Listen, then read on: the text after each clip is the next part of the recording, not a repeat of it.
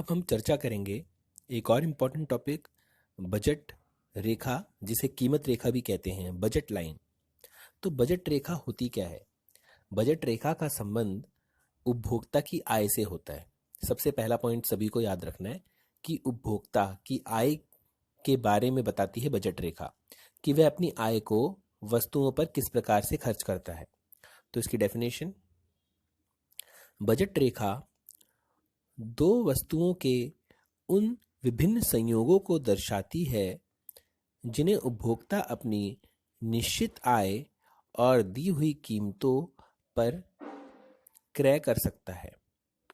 इसका अर्थ क्या हुआ? क्या चीजें निकल करके सामने आई कि दो वस्तुएं खरीद रहा है। यहाँ पे दो वस्तुओं की चर्चा की जा रही है। दो वस्तुओं पर अपनी आय को खर्च कर रहा है जो कि निश्चित है, और वस्तुओं की कीमतें जो हैं वो भी निश्चित है, घट या बढ़ नहीं रही। तो बजट रेखा किस प्रकार से कार्य करती है, चित्र देखेंगे सभी। ये एक्स एक्सिस है, वाई एक्सिस है। यहाँ पर वस्तु एक्स को दिखाया है, यहाँ पर वस्तु वाई को दिखाया है। ये 0 हो गया। अगर हम इस बिंदु की बात करें, ये बिंदु है, ये बिंदु क्या दर्शाता है कि सारा का सारा पैसा किस पे खर्च कर दिया है? वाई वस्तु पर, और एक्स वस्तु पर कुछ भी खर्च नहीं किया। लेकिन क्योंकि यहाँ पर ये बोल रहा है विभिन्न संयोगों को, संयोग मतलब विभिन्न प्रकार के संयोग दे रखे हैं। पहला संयोग, दूसरा संयोग फॉर एग्जांपल यहाँ पर आता है। तो यहाँ पर एक्स वस्तु की कितनी और वाई वस्तु की कितनी है देखेंगे।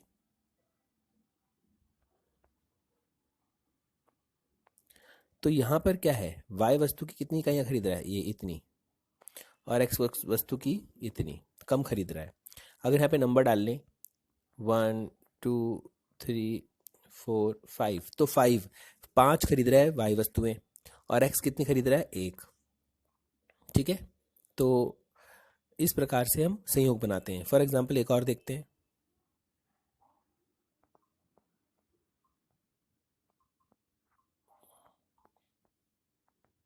पहले संयोग का नाम हमने इसको हटाते हैं। पहले संयोग का नाम हमने ए रख लिया, दूसरे का बी रख लिया, इसका सी रख रहे हैं। अब यहाँ पर देखो कितनी खरीद रहा है वाई वस्तु की? 1 2 3 इकाइयाँ, और यहाँ पर अगर बात करें तो बढ़ गई हैं 2 इकाइयाँ। ये 1 2 3 खुद डालना है, 2 इकाइयाँ। तो इसका मतलब है वाई वस्तु की 3 इकाइयाँ खरीद रहा है, एक्स वस्तु की 2 इकाइयाँ। इसी तरह से एक संयोग और बना सकते हैं। आप जितने मर्जी चाहे संयोग बना सकते हैं। तो यहाँ पर क्या बोल रहा है, बजट रेखा दो वस्तुओं के विभिन्न संयोगों को दर्शाता है। विभिन्न जो संयोग हैं उनको दर्शाता है बजट रेखा, जिन्हें उपभोक्ता अपनी निश्चित आय का मतलब है कि संपूर्ण आय जो दी गई है उस पर खर्च करता है दोनों वस्तुओं पर। वह पैसा बचा नहीं रहा, वह पूरा पैसा खर्च कर रहा है जो उसे दिया है, और वस्तुओं की कीमतें हैं वो भी निश्चित हैं, उनमें कोई परिवर्तन नहीं होगा। अब इसका समीकरण के बारे में हम चर्चा कर चुके हैं, देखेंगे ध्यान से, वही जो मैंने अभी समझाया था। P X Q X plus P Y Q Y is equal to M. यदि आय निकालनी हो तो किस प्रकार से निकालेंगे? तो यह बजट रेखा हो गया। अब इसमें एक और मद ऐड कर रहे हैं।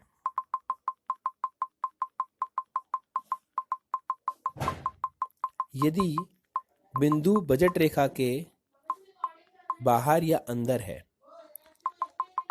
यदि कोई बिंदु बजट रेखा के बाहर या अंदर है तो क्या होगा, ध्यान से समझेंगे। बजट रेखा में जितने भी संयोग है वो बजट रेखा पर बनते हैं।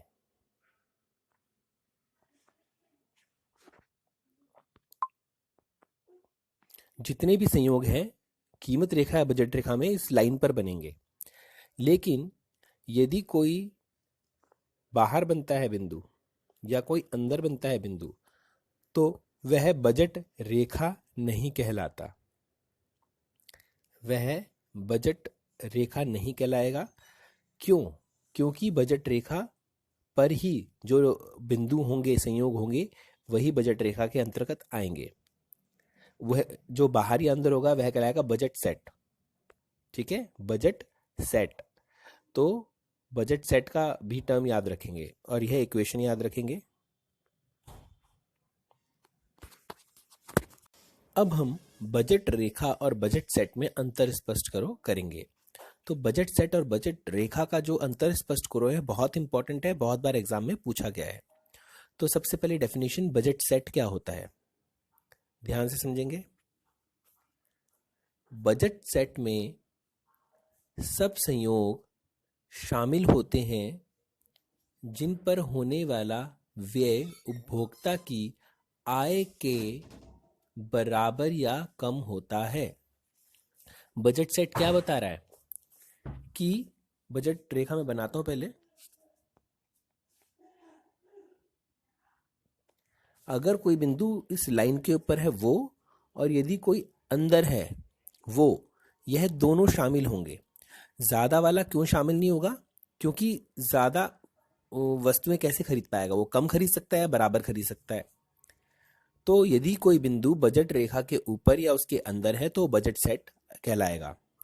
बजट रेखा, बजट रेखा क्या होती है? वे संयोग जो बजट रेखा के ऊपर होते हैं। ठीक है। दूसरा पॉइंट,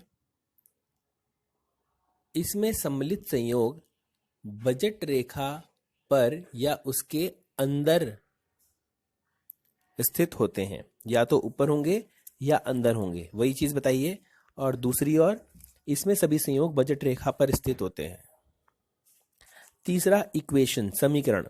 ये समीकरण तो मैंने अभी अभी कराया है बजट रेखा का। इसका समीकरण यहां पर निशान लगा हुआ है, ध्यान से देखेंगे। यह निशान क्यों है? इस निशान का अर्थ क्या है मैं बताता हूं। यह बोल रहा है या तो बजट रेखा पर होंगे, यदि बजट रेखा पर होंगे तो बराबर का निशान,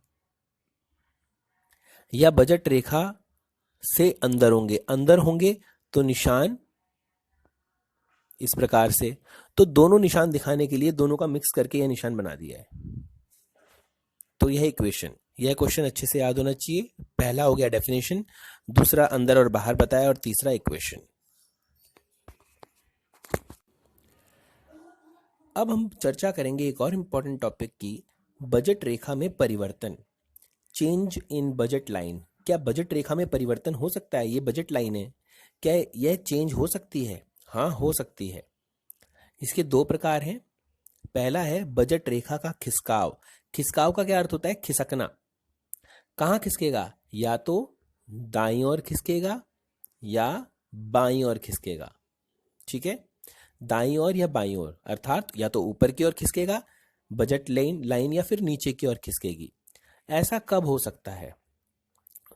तो बजट रेखा का खिसकाव दो प्रकार से होता है। यदि उपभोक्ता की आय बढ़ जाए, यदि आय बढ़ गई तो वह वस्तुएं ज्यादा खरीदेगा, तो बजट लाइन कहाँ जाएगी? ऊपर की ओर।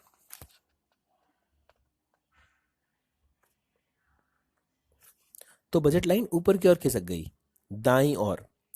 लेकिन यदि उपभोक्ता की आय कम हो जाए, जैसे अभी लॉकडाउन था, कईयों की सैलरी काट के दी जा रही है, तो वह ज्यादा वस्तुएं खरीदेगा, वो कम वस्तुएं खरीदेगा। तो बजट लाइन कहाँ जाएगी? बाईं ओर।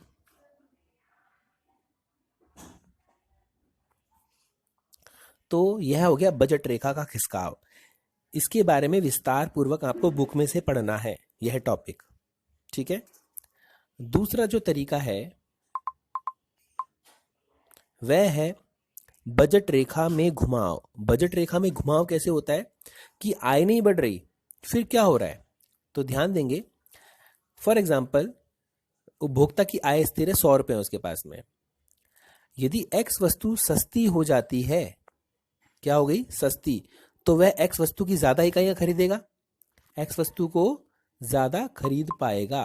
तो ऐसे में क्या होगा? वाई वस्तु तो उतनी खरीदेगा, लेकिन एक्स वस्तु अधिक खरीदेगा। यह कहलाता है बजट रेखा में घुमाव, यदि एक्स वस्तु सस्ती हो जाए।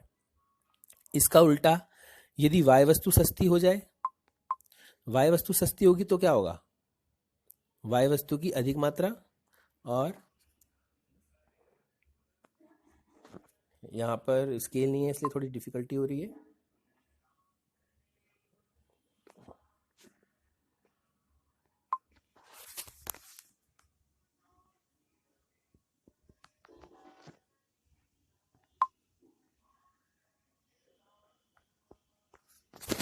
यह इस प्रकार से कि x में परिवर्तन नहीं हुआ, अब केवल y में परिवर्तन हो गया है।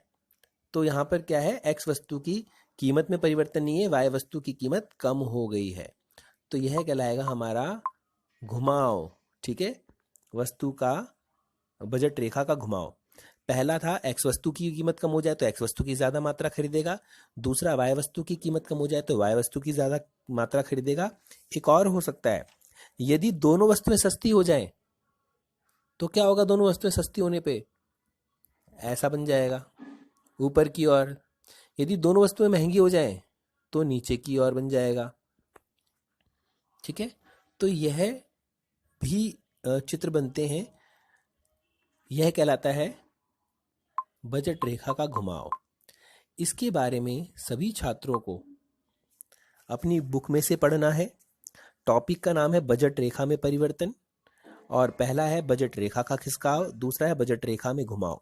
ध्यान पूर्वक पढ़ेंगे, बहुत इजी है, उसके चित्र भी दे रखे हैं बुक में। और यह टॉपिक अच्छे से पढ़ के नेक्स्ट क्लास में आना है।